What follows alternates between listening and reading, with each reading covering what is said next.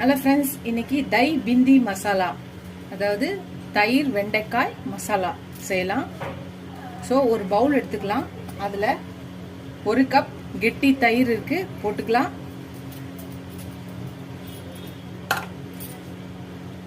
ஒரு 1/4 ஸ்பூன் மஞ்சத்தூள் போட்டுக்கலாம்.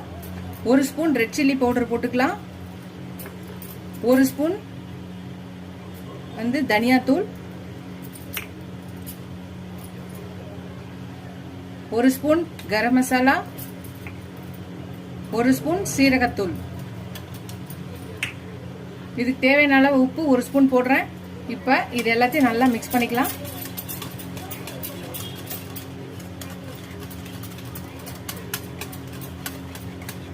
இப்போ இது ஒரு பக்கம் வச்சிடலாம்.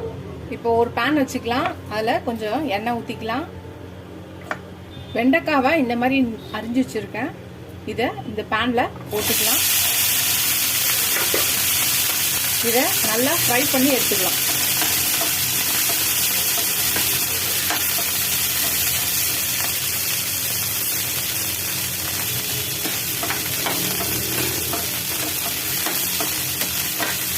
வெண்டைக்காய் எல்லாம் ஃப்ரை ஆயிடுச்சு. இப்போ நம்ம இதை ஒரு பிளேட்டுக்கு மாற்றிக்கலாம்.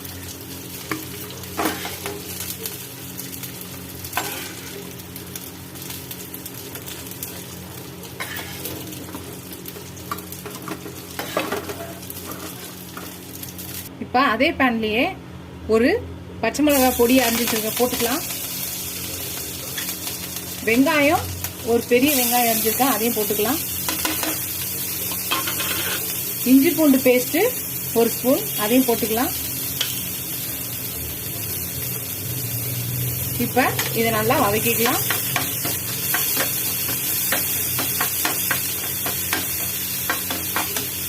ஒரு 1/4 ஸ்பூனுக்கு கம்மியா சால்ட் போடுறேன், போட்டுக்கலாம். வெங்காயத்துக்கு தேவையான அளவு உப்பு. இப்போ இதை நல்லா வதக்கிக்கலாம். இப்போ நம்ம கலக்கி வச்சிருக்க தயிர் இருக்குல்ல, அதை ஊற்றிக்கலாம். இப்போ எல்லாத்தையும் ஊற்றியாச்சு. இது நல்லா மிக்ஸ் பண்ணிக்கலாம். இது ஊற்றியாச்சு. இது கொஞ்சம் நல்லா திக்காகி கொஞ்சம் எண்ணெய் பிரிஞ்சு வரட்டும். அது வரைக்கும் கொஞ்சம் கொதிக்கட்டும். இந்த ஸ்டேஜில் நம்ம கொஞ்சம் காஞ்ச வெந்தயக்கீரை இருக்கு, அதை நல்லா க்ரஷ் பண்ணி நசுக்கி இது மேலே தூள் பண்ணி போடுவோம். இதோட சேர்ந்து ஒரு 2 நிமிஷம் கொதிக்கட்டும். கொஞ்சம் எண்ணெய் பிரிஞ்சு வந்துச்சு. 2 நிமிஷம் ஆயிடுச்சு. இப்போ நம்ம ஃப்ரை பண்ணி வச்ச வெண்டைக்காவை இதில் போட்டுக்கலாம். இப்போ இதையும் சேர்த்து மிக்ஸ் பண்ணிடலாம்.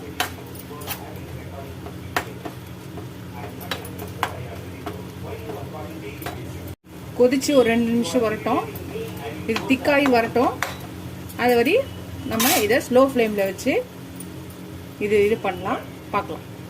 ஃப்ரெண்ட்ஸ், நம்மளோட தை பிந்தி மசாலா ரெடி ஆயிடுச்சு. இந்த டைமில் கொஞ்சம் கொத்தமல்லியை தூவி இறக்க வேண்டியதுதான். நம்மளோட தை பிந்தி மசாலா ரெடி ஆயிடுச்சு. தயிர் வெண்டைக்காய் மசாலா.